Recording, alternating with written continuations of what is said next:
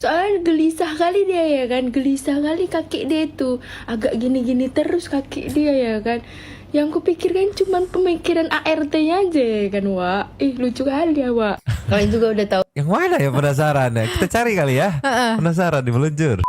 Izin Mas Jor mau nanya, jadinya syuting atau gandain duit ke kaki gunung itu?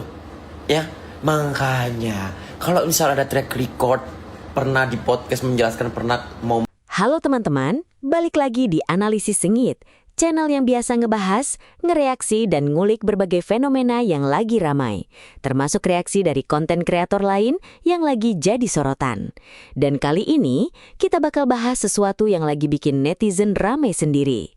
Mulai dari nama Ruben, Sarwenda, sampai obrolan lama soal Gunung Kawi, momen-momen yang dikorek ulang netizen, dan berbagai potongan konten yang sekarang malah memunculkan banyak spekulasi baru.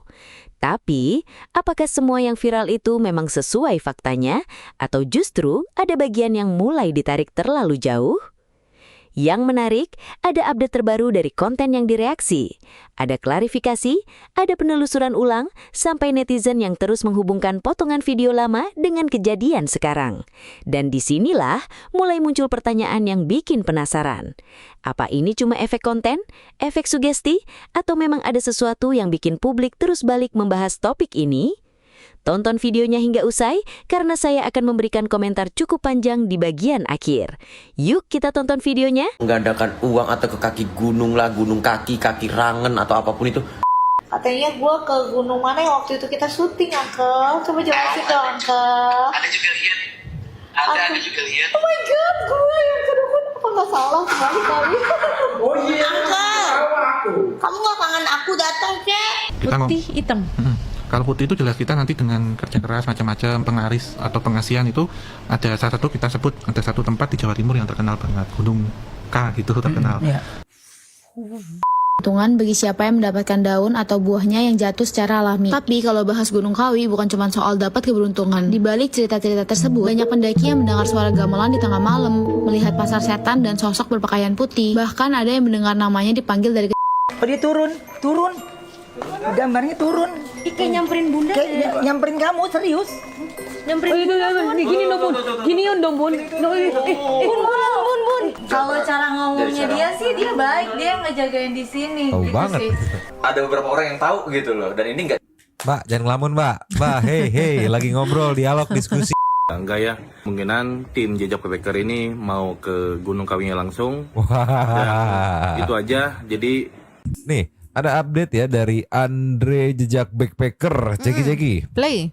Assalamualaikum warahmatullahi wabarakatuh. Kembali lagi bersama gua Andre dari tim Jejak Backpacker. Ya, jadi kali ini gua perwakilan ya dari tim Jejak Backpacker. Dan barusan tadi sempat scroll TikTok, Instagram, YouTube, itu banyak banget respon dari kalian. Terima kasih atas responnya dan perhatiannya kepada narasumber kami.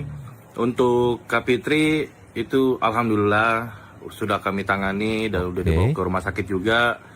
Dan untuk Mbak Tuti juga alhamdulillah tidak terjadi apa-apa. Semoga aja kedepannya nggak ada hal yang enggak ya. Kemungkinan tim Jejak Backpacker ini mau ke Gunung Kawinya langsung. Dan itu aja. Jadi untuk teman-teman nggak usah khawatir, jangan panik, semuanya aman ya. Wassalamualaikum warahmatullahi wabarakatuh. Waalaikumsalam. Wah. Assalamualaikum. Kayaknya kalau kayak gini emang ya masih panjang perjalanan. Masih panjang perjalanan. Feeling Mamang sih nanti bakal ada shot yang nunjukin di buku tamu namanya. Gak kebayang sih. Tapi Panjang masa iya di spill sih, Mang? Loh, kan kalau pihak Kuncen yang mengizinkan gitu. Marcel aja kemarin dapat beberapa kan, cuman nggak ngorek ke yang coba minta buku 2021 dong kan bisa gitu kan. Ngelihat ada siapa aja sih namanya kan bisa. Marcel kan kemarin karena ya random aja Kuncen yang ngasih tahu gitu. Wah, geger dunia persilatan nanti ya. Kalau ada namanya terus gimana? Ngelesnya gimana lagi tuh? Iya, coba. Tolong, kalau ntar tunggu update-nya dari Jejak Backpacker. Sekarang kita kasih next-nya. Just. Kalau ini apa nih? Jor ke kaki gunung. Ngapain ke kaki gunung? Nggak hobi banget main di pegunungan. Ini ceki-ceki. Play. Izin Mas Jor mau nanya, jadinya syuting atau gandain duit ke kaki gunung itu? Ya, makanya kalau misal ada track record pernah di podcast menjelaskan pernah mau menggandakan uang atau ke kaki gunung lah, gunung kaki rangen atau apapun itu, mending diam. Kalau gini malu. Ya, mohon maaf. By the way guys, ada info nggak mau gandain duit juga nih? Izin Mas Jor. Yang kemarin ya, video yang kemarin emang heboh banget, heboh sumpah. Lagian statementnya katanya terlepas bercanda atau enggak, Tuhan sampai disenggol-senggol tuh ya kan wadidaw banget ya. Sampai maksudnya berani keluar begitu, keucap gitu ya omongan itu tuh. Terlepas bercanda atau enggak ngerti lagi, tapi ini Galinya kan bingung lu jadi sebenarnya syuting atau mau menggandakan uang gitu. Karena sebelumnya ada statement yang syuting nih meluncur. Cus.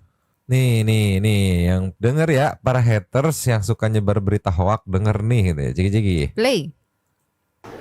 Tapi by the way, ngaruh juga sih. Bentar lagi 500 bun. Ya nggak capek. Nggak capek apa bayar bazar ya nggak capek lah, orang duitnya kagak ada. Ups. Upsi.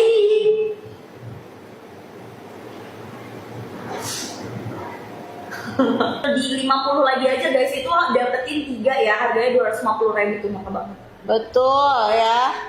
Semuanya ini banding nggak pernah terjadi di Uncle Jordi lagi live nggak? Mau live baru. Oh, aku lagi live. Kenapa? Live. Pada bilang aku ada orang yang bikin berita, udah kebales sih komennya. Katanya gue ke gunung mana yang waktu itu kita syuting, Uncle. Coba jelasin dong, Uncle. Ada juga lihat. Ada juga lihat. Oh my god, gue yang ke dukun apa nggak salah sekali. Oh iya. Uncle, kamu nggak kangen aku datang kek? Kebalik katanya, kebalik kali. Gimana sih cara kita live bareng tuh gimana sih caranya? Cara live bareng tuh gimana ya? Nggak bisa itu kalau dari device, bisanya dari handphone. Oh ya, biasanya dari handphone, nggak bisa, Uncle katanya. Gimana, Uncle, kita syuting apa itu waktu itu? Coba Uncle jelasin, aku nggak mau jelasin ya, Uncle ya. Coba Uncle. Syuting KBP itu dulu mah, Gunung Kawi. Ada juga udah save lagi videonya, lucu banget. Orang bilang itu perginya sama aku guys, di sana guys. Syuting. Aku disuruh bukan? Aku tadinya mau pergi nggak? Nggak mau.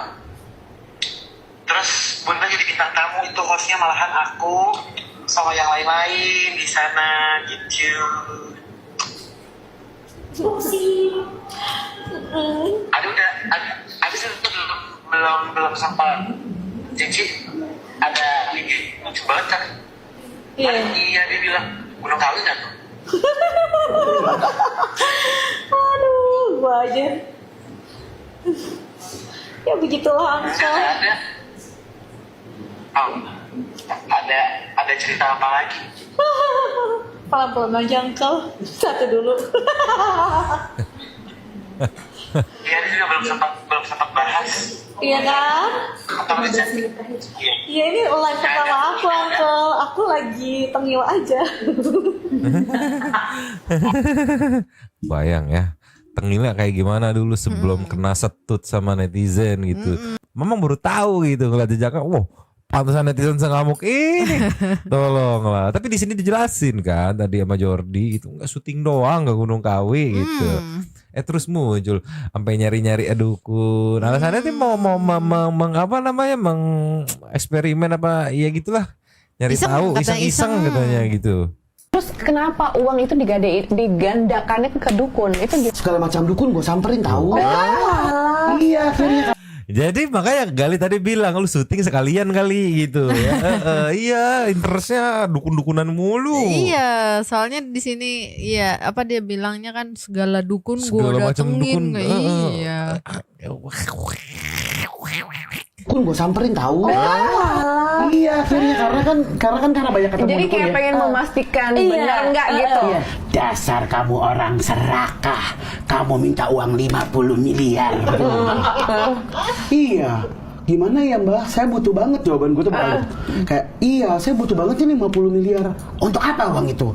Buat usaha, saya mau pensiun cepet, saya pengen bikin rumah yang gede, saya pengen berkeluarga. Terus dia bilang, tapi uang sebanyak itu kata dia gitu.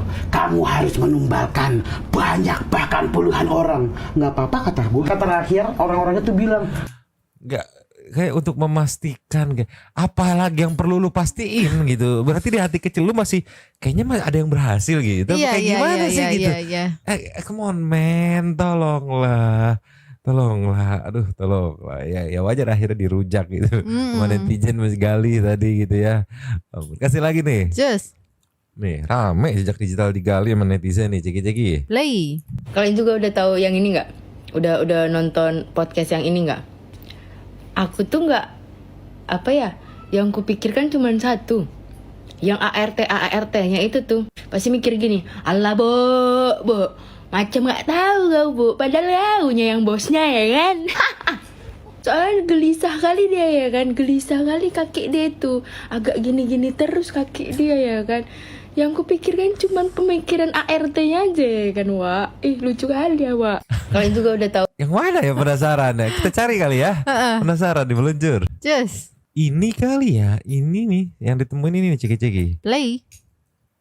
Ketika Sarwenda gugup atau pura-pura tidak tahu tentang pesugihan di podcast The Onsu tahun 2019 lalu. Hari pesugihan tapi nyamar. Pesugihan itu apa? Jadi ini Mbak, kalau pesugihan itu salah satu cara menjadi kaya tapi dengan jalan pintas, bekerja sama dengan jin ataupun makhluk astral. Oke. Di situ ada seperti kesepakatan, tujuannya nanti untuk kekayaan tertentu gitu, dengan media makhluk astral di situ. Maksudnya gimana? Kita dikasih, misalnya, ini sosoknya nggak kelihatan, terus kita dikasih duit asli yang bisa dipakai gitu. Tapi di situ pakai perantara, jadi pakai paranormal untuk menjadi mediator di situ. Oke. Suruh nanti bawa sesaji sama ubur rampe. Ubur rampe apa? Ubur rampe itu sesaji Mbak. Oh, oke. Sesaji yang nanti diminta. Jadi kayak ada hiu, ada dupa, ada buah, sayur, bunga. Pokoknya terserah dia yang minta lah ya. Jadi di bank gaib itu ada pinjamannya. Berapa M, berapa miliar gitu. Sampai M? Ya, ada tenor-tenornya juga.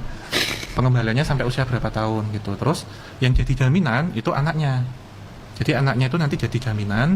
Anaknya tahu dia dijadiin jaminan? Nggak tahu. Nah anaknya ini kan kalau kita pinjam ke bank kan pasti ada jaminan tuh Mas. Tapi kita harus dengan syarat dan nanti sudah di ACC sama banknya. Jadi ini yang hitam atau yang putih? Yang hitam. Oke. Ya nanti kita harus kembaliin tuh Mbak, tapi setiap 40 hari atau 1 bulan itu kita harus kembalikan uang itu ke situ karena diputar. Dan taruhannya terakhir saya waktu itu ditanya konsekuensinya nanti kalau kamu nggak bisa ngembaliin atau usiamu yang sudah tua di akhir ini itu secara ruh ya, ketika orang meninggal itu kan pasti ada energi yang ada di dalam tubuh. Itu yang nanti akan menjadi pelayan dari para jin-jin yang ada di situ. Jadi karena ini menjadi seperti konsekuensi gaib hitam gitu, maka karena sudah mensekutukan Tuhan sehingga harus menjadi budaknya mereka. Mereka itu siapa? Yang bikin perjanjian atau anaknya? Jinnya. Tapi kalau anaknya nanti bisa jadi tumbal Mbak. Gitu. Iya, kan kita sering dengar familiar dengan kata tumbal ya, tumbal pesugihan itu dari itu Mas. Dari itu ya. Iya, karena menjadi jaminan kita mengembalikannya itu nggak hanya uang saja, tapi juga nyawa juga. Jadi terkadang terjadi kecelakaan di jalan, misal disebar di situ, itu jahat banget Mas Mbak jadinya. Dan uangnya itu juga nanti nggak berkah karena mereka ingin jalan pintas untuk bisa mendapatkan uang gitu. Jadi kalau kita lihat itu kan ada putih, ada yang hitam Mas, pesugihan itu. Putih hitam. Kalau putih itu jelas kita nanti dengan kerja keras macam-macam, pengaris atau pengasihan itu ada salah satu kita sebut ada satu tempat di Jawa Timur yang terkenal banget, Gunung K gitu terkenal.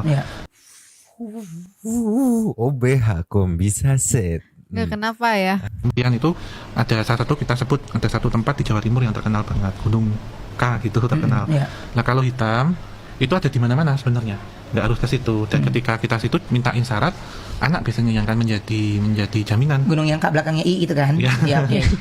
Saya harus make sure dulu Mas, soalnya kan gunung banyak nih, ya kan? Oke. Yang kemarin kita. Om Ho pas banget, Gunung K belakangnya I. Ki gitu ya, tolonglah. Tapi emang ini lagi ramai banget podcast lama-lama yang lagi diselidiki sama netizen yang kayak gini. Akhirnya ketemu, oh iya di sini ada ngebahas soal ini gitu. Mungkin ngeliat kayak interest banget, pengen tahu banget gitu kan.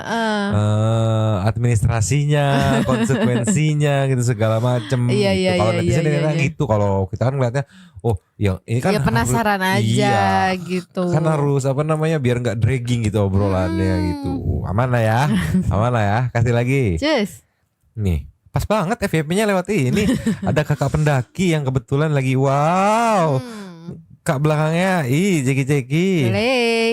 Ini adalah salah satu gunung paling mistis yang ada di Jawa Timur. Selamat datang di Gunung Kawi. Tempat ini dikenal akan kisah pesugihannya. Makanya gak heran hingga hari ini masih banyak orang yang datang dengan harapan mendapatkan keberuntungan dan mengubah nasib hidup mereka. Namun di balik cerita tersebut, Gunung Kawi sebenarnya merupakan lokasi peristirahatan dua tokoh yang dihormati masyarakat, yaitu Eyang Jugo dan Eyang Sujo. Sejak makam keduanya berada di sini, kawasan Gunung Kawi mulai ramai didatangi peziarah dari berbagai daerah untuk berdoa dan mencari ketenangan. Namun seiring berjalannya waktu, berbagai cerita pun mulai berkembang. Mulai dari ritual tertentu, kisah tentang keberuntungan, hingga berbagai mitos yang masih dipercaya sebagian orang hingga sekarang. Salah satu yang paling terkenal adalah kisah pohon Dewan Daru. Pohon yang dianggap sakral oleh sebagian pengunjung ini dipercaya membawa keberuntungan bagi siapa yang mendapatkan daun atau buahnya yang jatuh secara alami. Tapi kalau bahas Gunung Kawi bukan cuma soal dapat keberuntungan. Di balik cerita-cerita tersebut, banyak pendaki yang mendengar suara gamelan di tengah malam, melihat pasar setan dan sosok berpakaian putih. Bahkan ada yang mendengar namanya dipanggil dari kejauhan. Entah semua kisah itu nyata atau hanya legenda yang diwariskan dari generasi ke generasi. Yang jelas, hari ini Gunung Kawi masih menjadi salah satu gunung paling misterius di Jawa Timur. Kalau kalian sendiri ada yang ngalamin hal serupa? Ini adalah masih sampai sekarang gitu ya, masih. Iya. Yang itu yang Mama pernah dengar tuh yang katanya kalau ada yang manggil katanya tuh nggak boleh nengok gitu. Banyak banget mitos-mitos, terus cerita-ceritanya, celentingannya banyak banget. Iya, Mama nggak expect aja 2026 jadi trending lagi gitu ya. Berkat tolonglah ya. Nyonya yang orang Jawa Timur aja belum pernah ke sana. Iya, coba. Ya, katanya mau ngapain? Nih, menarik nih. Gali lagi netizen, gali terus. Ini yang gue santer gitu ya. Tapi kita nggak akan play di sini karena terlalu burem. Resolusinya. Kita meluncur nih ke channelnya. Nih, momen yang kalau kata netizen sih demitnya malah ngikutin katanya, ngikutin mbaknya, cegi-cegi. Jadi itu mobil Endah. Itu BMW katanya BMW tadi juga kan. BMW ada. yang merah kan? Mungkin. Cuman hebat, dia nggak takut loh. Iya. Padahal yang lain pada heboh, bun. Demitnya turun nyamperin bun, enjoy banget, nggak takut, hebat, pemberani loh. Iya. Malah penasaran yang mana. Iya, kan? Jarang-jarang tuh pemberani, apalagi kondisi malam-malam kan, mantap. Nih komennya kita lihat yang di TokTok ya. Ekspresi Sarwenda senyum-senyum gitu, gue kalau jadi dia mah tegang merinding. Iya sih, jujur. Apalagi yang lain pada heboh teriak kan pasti kebawa apa nih gitu. Tapi mungkin karena dia pemberani gitu, jadi kayak santai aja gitu. Pemberani dan tangguh ya. Orang berteman gimana nggak dideketin? Oh, ini semuanya emang temenan di sini gitu. Siapa ya? Yang punya dianya kok dideketin. Jejak digital emang gak bisa lupa ya, upload lagi katanya, dikorek terus sama netizen. Asli dikorek terus. Nih di akunnya juga tuh 25 menit yang lalu ada tuh. Wah, apa nih kode nih? Dengerin menit 25:10 perjanjian. Apa coba. Siapa yang ngirim gitu? Iya dong. Iya kan, kenapa heboh gitu. Jawabnya banyak yang ngirim. Langsung siapa yang ngirim gitu. Iya kan? Benar. Kurir mah pasti tahu dong. Ini pengirimnya ada kan, pengirim penerimaan masih ada. Asal yang mengirim dari mana gitu. Iya, siapa yang ngirim gitu. Asalnya dari mana, cewek cowok gitu. Biar suasananya lebih menegangkan lagi. Iya. Jangan pertanyaan langsung skip ke situ. Kurang ngulik nih. Perjanjian apa? Kiriman. Kamu kenapa di sini? Kenapa nggak kamu pergi aja? Jangan kamu pergi. Udah. Cari tahu siapa yang ngirimnya gitu tanyanya. Kamu kenapa di sini? Kenapa nggak kamu pergi aja? Pulang. Dia jaga dari kiriman. Pulang katanya. Pulang kemana? Emang tahu rumahnya? Iya, kok nyuruh pulang lu? Pulang. Gitu. Iya, pulang kemana? Kan mana tahu ternyata rumahnya di pohon itu ternyata. Iya, siapa tahu emang di situ kan. Di situ rumahnya. Yang mau kamu Siapa dulu yang ngirimnya? Jangan kenapa dia pesannya apa, siapa dulu. Kan pengen tahu gitu. Suka gitu deh. Tapi bener-bener abis nih dikorek-korek sama netizen tuh. Iya. Gila tuh. Bakal bener-bener dikutuin emang ya, menit detik per detiknya. Betul, dikutuin. Ini aja dari sini ada 2 momen yang menurut netizen janggal gitu kan. Dia misi itu ya, disuruh masuk ya. Tapi emang dia itu baik kan? Kalau cara ngomongnya Dari dia cara sih dia baik, dia ngejagain di sini Tahu gitu banget. sih. Tapi nggak tahu. Tapi gini ya, maksudnya kalau kita urusan sama makhluk halus, Nggak most tahu. of the time juga Manipulatif. kadang-kadang manipulatif mereka. Mereka ambil Enggak. Pas sama Om Hao kayak nggak tahu apa. Tapi Iya nggak? Kalau kita iya, compare iya. tadi gitu. Ya mungkin memang daya daya cernanya cepet gitu. Jadi cepet mencerna informasi gitu. Jadi di sini kayak tahu banget manipulatif dari orang baik gitu kan. Mbak, jangan ngelamun, Mbak. Mbak, hey, lagi ngobrol, dialog, diskusi, hey, konten, hey. Kok kosong banget? Kenapa? Kosong kenapa? Lagi terima telepon apa kayak gimana? Biasanya kan mindset kita tuh kalau udah ketahuan di situ otomatis kayaknya mau nengok situ lagi, mau nengok situ lagi. Iya, kayak Iya kan? Salfok loh mamang loh. Kemarin udah nonton full cuman gak ngeh. Tadi ngeh kok kosong mulu dari pas selesai ini tuh kosong gitu. Mungkin satu people juga yang paham gitu kenapa mendadak kosong gitu. Ngantuk kali ya. Mungkin Nggak tahu. tadi Koruben juga kan Udah nguap-nguap. nguap ya. Iya. Nggak tahu. Satu people tolong analisanya. Banyak yang jago soalnya. Lanjut di komen ya. Mending ini nih Alfian Syahputra nih.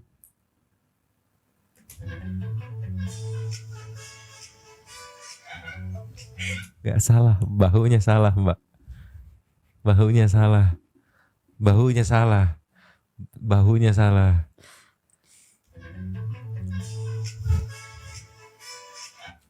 Bukan begini. Di astaga. Tuh, kanan kiri. Nggak gitu.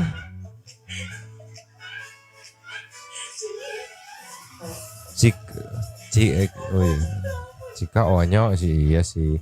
Onyo anak timur bos, ya kali nggak bisa joget. Cika walaupun kurus nggak hafal gerakan tapi luas juga itu. Salah di awalnya doang. Tuh, harusnya tangan kanan kaki kiri itu. Bukan tangan kiri kaki kiri.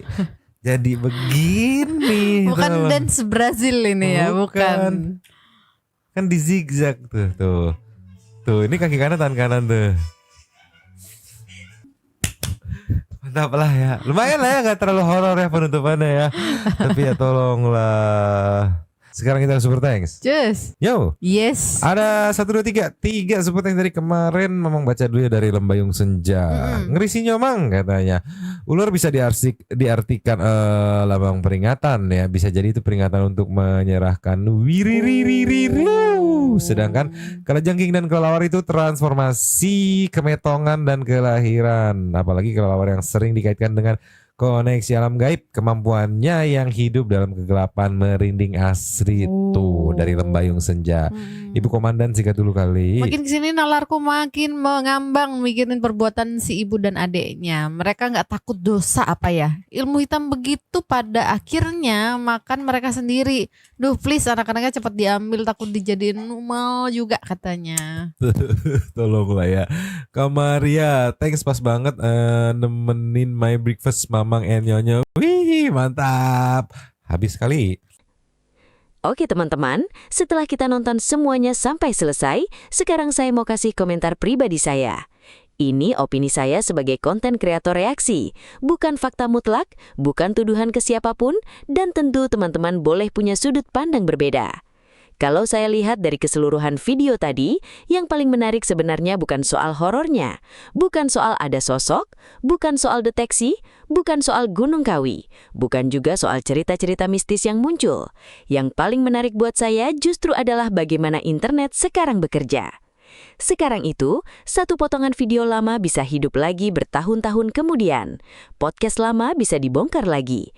Live lama bisa dipotong lagi. Cuplikan yang dulu mungkin cuma lewat begitu saja, sekarang dikait-kaitkan dengan kejadian baru. Dan begitu sudah masuk ke algoritma, semua orang mulai ikut menyusun puzzle versinya masing-masing.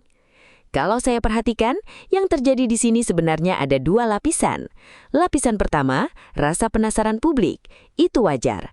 Ketika ada seseorang pernah bicara soal hal yang dianggap sensitif atau kontroversial, lalu beberapa tahun kemudian ada kejadian lain yang terasa nyambung, publik pasti mulai menghubungkan titik-titik. Lapisan kedua, efek pembesaran dari media sosial. Karena kalau kita pikir logis, manusia memang punya kecenderungan mencari pola. Kita lihat dua kejadian yang mirip, langsung kita hubungkan. Kita dengar cerita lama, langsung dicocokkan dengan kondisi sekarang. Padahal belum tentu semua yang kelihatan berhubungan memang benar-benar berhubungan. Terus soal bagian yang membahas pesugihan, ritual atau cerita-cerita mistis, kalau saya pribadi selalu punya posisi yang sama. Saya tertarik membahas fenomenanya, tertarik melihat bagaimana masyarakat merespons, tapi saya hati-hati kalau sudah masuk ke bagian menganggap semua cerita sebagai kenyataan. Karena seringkali yang menarik dari cerita horor bukan benar atau salahnya, tapi kenapa orang bisa percaya, kenapa cerita itu bertahan, dan kenapa setiap generasi selalu punya versi baru. Contohnya Gunung Kawi tadi. Gunung Kawi itu sudah lama punya citra mistis di masyarakat. Banyak cerita berkembang, banyak versi beredar. Ada yang datang karena ziarah, ada yang datang karena budaya, ada yang datang karena rasa penasaran, dan ada yang datang karena memang tertarik dengan kisah-kisah yang beredar. Begitu nama tempat yang sudah punya citra seperti itu disebut dalam konten, otomatis persepsi publik langsung aktif. Dan menurut saya, ini penting dibedakan. Menyebut sebuah tempat bukan berarti otomatis membuktikan cerita yang beredar tentang tempat itu. Terus bagian yang menurut saya paling menarik lagi adalah ketika netizen mulai menggali konten lama dan mencari konsistensi. Ini sebenarnya fenomena internet yang unik. Dulu mungkin orang bisa ngomong sesuatu lalu selesai. Sekarang enggak. Semua tersimpan. Semua bisa diputar lagi. Semua bisa dibandingkan. Jadi ketika ada pernyataan lama dan pernyataan baru yang terasa berbeda, publik pasti mulai bertanya. Tapi di sisi lain, saya juga merasa kadang netizen sekarang terlalu cepat loncat ke kesimpulan. Ada satu momen, terus dianggap bukti. Ada satu ekspresi, dianggap tanda. Ada satu gestur, dianggap konfirmasi. Padahal belum tentu. Saya juga lihat bagian yang katanya ada sosok, deteksi atau gerakan-gerakan aneh di video. Kalau saya pribadi ya, saya cukup menikmati sebagai tontonan reaksi dan hiburan. Tapi saya nggak berani bilang itu bukti apapun. Karena kamera bisa menangkap banyak hal. Sudut bisa menipu, cahaya bisa bikin ilusi. Dan kadang otak kita memang suka melengkapi informasi yang kurang. Yang menarik justru reaksi orang-orangnya. Ada yang panik, ada yang santai, ada yang bercanda, ada yang makin penasaran. Dan di situ kelihatan kalau manusia memang merespons ketidakpastian dengan cara berbeda-beda. Terus soal komentar yang bilang kalau berhubungan dengan hal-hal begitu jangan main-main, saya rasa itu juga jadi pengingat menarik. Mau orang percaya atau tidak percaya, ada satu hal yang menurut saya tetap masuk akal. Jangan terlalu gampang tertarik ke jalan instan. Karena seringkali yang dijual dari cerita-cerita seperti ini adalah janji cepat. Cepat kaya, cepat terkenal, cepat berhasil. Padahal realitas hidup biasanya nggak sesederhana itu. Dan menurut saya, itu pesan yang justru bisa diambil tanpa harus percaya semua unsur mistisnya. Kalau saya rangkum keseluruhan video hari ini, bagi saya ini lebih banyak cerita tentang viralitas, rasa penasaran manusia, dan bagaimana internet bisa menghidupkan ulang narasi lama, dibanding sekedar cerita horor. Dan saya yakin, setelah video ini tayang, netizen masih bakal terus ngulik lagi. Bakal ada teori baru, bakal ada potongan baru, bakal ada analisis baru. Tapi yang penting buat kita sebagai penonton, nikmati kontennya, pakai rasa penasaran, tapi tetap simpan ruang untuk berpikir kritis. Karena kadang yang paling menyeramkan bukan sosok yang nggak kelihatan. Yang paling menyeramkan itu ketika satu potongan cerita sudah cukup buat membuat ribuan orang yakin tanpa pernah mengecek lagi. Tulis pendapat kalian di kolom komentar. Kalian tim yang menganggap ini cuma kebetulan, tim yang melihat ada banyak kejanggalan, atau tim yang memilih nunggu fakta lengkap dulu. Sampai ketemu di video berikutnya di Analisis Sengit.